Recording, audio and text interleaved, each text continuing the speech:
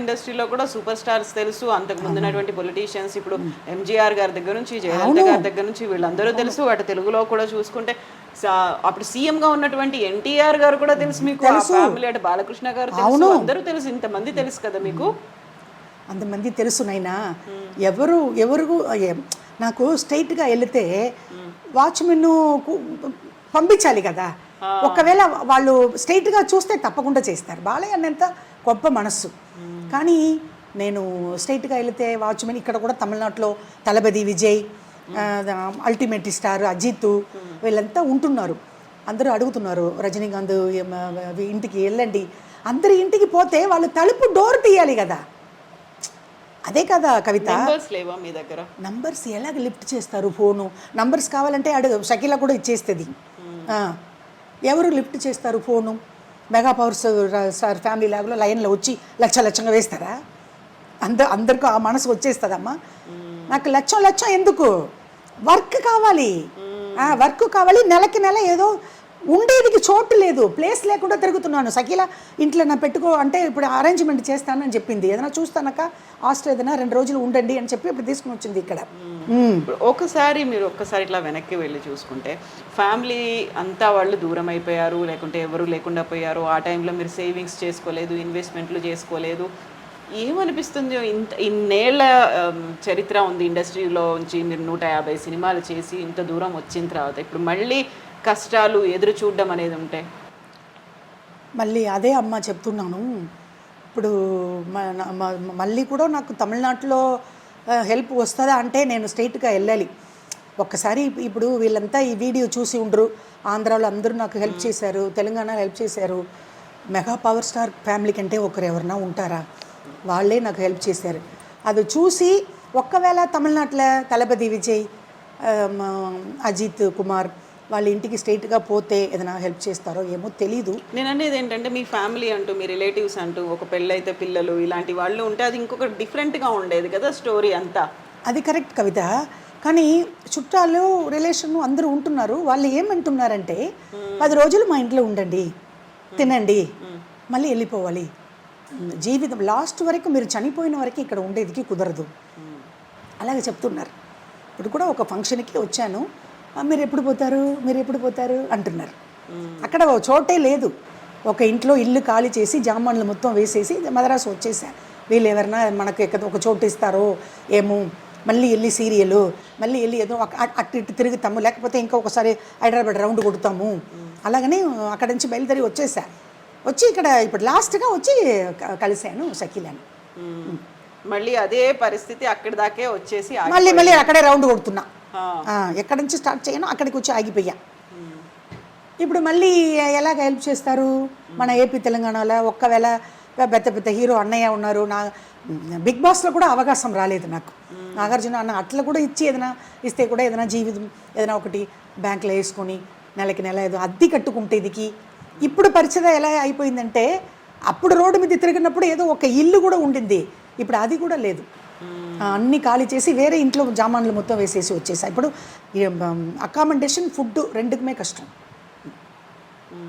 అదే అలాంటి సిచ్యువేషన్లో ఇప్పుడు మీ ఇంటర్వ్యూలో, మీ మీడియాలో కూర్చున్నాం, మీ యూట్యూబ్లో. ఒకవేళ ఎవరైనా రెస్పాండ్ అవ్వాలి అనుకుంటే మీ నెంబర్ ఇస్తారా? తప్పకుండా అమ్మా. ఎందుకు నేను నెంబర్ ఇవ్వను? ఎందుకు? అందుకే కదా వచ్చాను. మళ్ళీ ఇంకొక రౌండ్ ఏదైనా మన ఏపీలో చేస్తే నేను బతుకుతా, లేకపోతే చాలా కష్టం. ఇక్కడ ఐడియా ఉంది. ఒక 1 వీక్ తర్వాత హైదరాబాద్ కూడా రావాలి, చంద్రబాబు నాయుడు గారిని కలవాలి, తర్వాత పవర్ స్టార్ని కలవాలి. అయినా ఇప్పుడు వాళ్ళు ముఖ్యమంత్రి అయిపోయారు.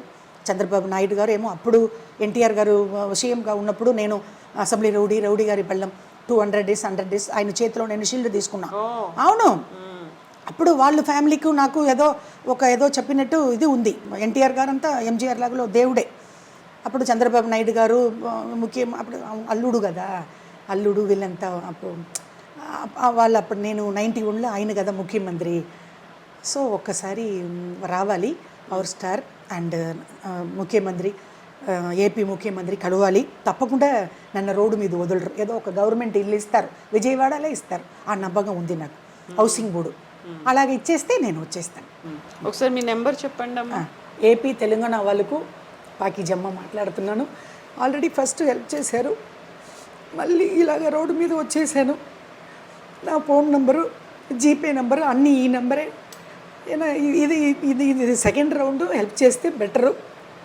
ఇప్పుడు కూడా తినటానికి వీలు లేదు, అకామిడేషన్ లేదు, ఫుడ్ లేదు. ఈ టైంలోనే నేను షకీలని కలిసి ఇదికి వచ్చాను. ఇప్పుడు కూడా మధ్యాహ్నం మార్నింగ్ టిఫిన్ పెట్టి భోజనం పెట్టి ఇక్కడ తీసుకుని వచ్చింది. షకీలా కూడా నేను చాలా, నాకంటే చిన్న, అది కూడా నేను చాలా థ్యాంక్స్ చెప్తున్నాను. 8148886254 నా ఫోన్ నంబరు. ఇంకొకసారి చెప్తున్నాను, 8148886254 ఈ నంబర్లోనే అకౌంట్ ఉంది. ఆల్రెడీ నాకు ఏపీ తెలంగాణలో ఫోన్పే, జీపే 2 రోజుల ముందు కూడా హైదరాబాద్లో నుంచి 500 వచ్చింది, విశాఖపట్నంలో నుంచి 1000 రూపాయలు వచ్చింది. ఏదో వస్తూనే ఉంటుంది, కానీ అకామిడేషన్, ఫుడ్ లేదు. హెల్ప్ చేశారు మెగా పవర్ స్టార్ ఫ్యామిలీ, కానీ ఆ డబ్బులు లేదు, అన్నీ వెళ్ళిపోయింది. నెలకి నెల ఏదో హెల్ప్ వస్తుంది, పెన్షను, లేకపోతే పెన్షను అది వాళ్ళు చూసుకుంటారు. నా గురుగారు కొడుకు మంచు విష్ణు ఎలా అయితే ఈ వీడియో చూస్తుందో తమ్ముడు పెడుతుంది. కానీ నాకు మళ్ళీ సీరియల్, మూవీ, అదే నేను హైదరాబాద్ వచ్చి దిగిన 3 నెలలు అక్కడ ఉన్నాను, అప్పుడు కూడా నాకు అది రాలేదు. మూవీ, సీరియల్, వెబ్ సీరియల్ అలాగే వచ్చి ఉంటే నేను ఎందుకు ఖాళీ చేసుకుని మరి మా సొంత ఊరు కారేగుడికి పోవాలి, అక్కడ పోయి అద్దె కట్టి అన్ని డబ్బులు పోయింది. అగైన్ రోడ్డు మీద వచ్చేసాను. ఇది ఈసారి మాత్రం అమ్మకి హెల్ప్ చేయాలి. ఇప్పుడే నేను చెప్పేది ఫోన్ నంబరు, జీపే, ఫోన్పే ఏదో అమ్మకి కొంచెం చేసి చూసి ఏదన్నా ఇవ్వాలి. నమస్కారం. థ్యాంక్ యూ సో మచ్ అమ్మ. తప్పకుండా హెల్ప్ జరుగుతుంది, తప్పకుండా వస్తుందమ్మా. ఎందుకంటే వాళ్ళు నా గురించి ఇది చేసుకుంటారు. ఇప్పుడు మన ఇది వచ్చి చూసిన తర్వాత అమ్మా ఒక ఐడియా ఉంది. నాకు ఐడియా లేదు, అది నాని రావాలి. హైదరాబాద్ మళ్ళీ వస్తాను, మళ్ళీ వచ్చి ఇంకొక రౌండ్ కొడతాను సీరియల్ గురించి, మూవీ గురించి. ముఖ్యమంత్రి కూడా నేను చూడాలి. ముఖ్యమంత్రి ఇప్పుడు బిజీ, ఇప్పుడే కదా పదవి ప్రమాణం జరిగింది.